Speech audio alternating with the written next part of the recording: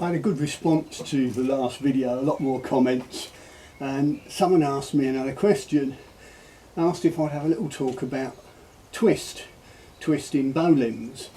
And I thought, yeah, I can do that, but what do you actually mean? Do you mean a stave that's got natural twist in it in the first place, or a bow that started off straight and is starting to twist and you're trying to correct?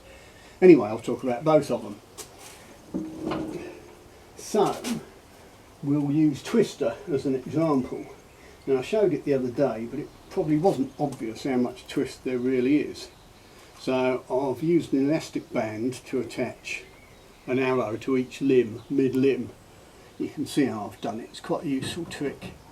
And with this sort of flat-bellied bow, well, it's slightly curved now, but when you're making it, the belly's often very flat, so the arrow will sit there nicely. And you can see that certainly is a substantial amount of twist. Now, I could have straightened that out with no problem at all, but I'd done a lot of heat straightening and the like at the time, and I thought it would just be a nice challenge to tiller it such that it pulls back true despite that twist. Well, of course, that begs the question, how do you tell if it's pulling back true? One of my favourite things is this. It's off one of those cheapo roller blinds made out of bamboo strips, and this was one I cut down to fit across a door, so I had this offcut, which is really handy because I can just pull out these bits. They're great for mixing glue, great for all sorts of things. So what I did is, when I had it on the tiller like that, I had it on the tiller and I taped one of these, or I might have tacked it on with a bit of epoxy, I don't know. I put it on there like that, sticking out 90 degrees to the wall, and one on that end. Then as I pulled it back, I could look from this direction and make sure the two spills came back parallel. So if you imagine looking from the end of the bow, there's the spill on one limb, there's the one on the other, and as the limbs pull back, they should stay together. If one starts doing that, you can see that limb's twisting, or that limb's twisting. But there's a lot of things you can do with just a couple of sticks like that. One of the other things where I use these is, I had someone saying that on a war bow, the limbs come back and it's only right at the end where it starts moving in the centre. That's obviously complete nonsense, because the force is being applied slowly increasing along the whole bow. There's no part of a bow that sits there not moving and then suddenly decides, oh yes, I'll move. Well, that's not strictly true, of course. In bows where you've got string bridges and levers, then they can remain static until the string lifts off the string bridge. But I mean, a simple bow, it's all moving all the time. What they meant is you can't see the handle moving initially. So what I did is, again, I took a bow and you stick a couple of these on near the middle, and because I used longer ones, of course if they're nice and long, it will just amplify a tiny bit of movement. A tiny bit of movement down here becomes a bit more movement at the top. So there's a lot of tricks like that that will let you see what's going on. Now when it comes to straightening a limb, I use my magical limb spanner. So if I wanted to take the twist out of one of Twister's limbs, what I could do is clamp that up onto the limb, obviously with some nice sheet rubber around it so I don't damage the U. Heat up the whole limb and apply force like that to twist it. Now it's relatively easy to correct twist, because if you get a nice long section of drain pipe, that square rain gutter stuff you get is quite good. You can lightly block the ends, stick steam in one end, allow a bit of a hole at the other for steam to come out. You can steam a whole length of limb.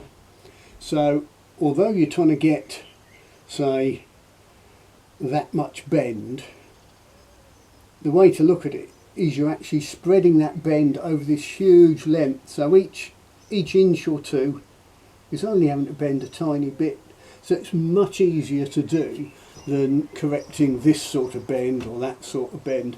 Taking the twist out works surprisingly well, but like any steam bending, you need to overdo it by a few percent, and then because it will relax back.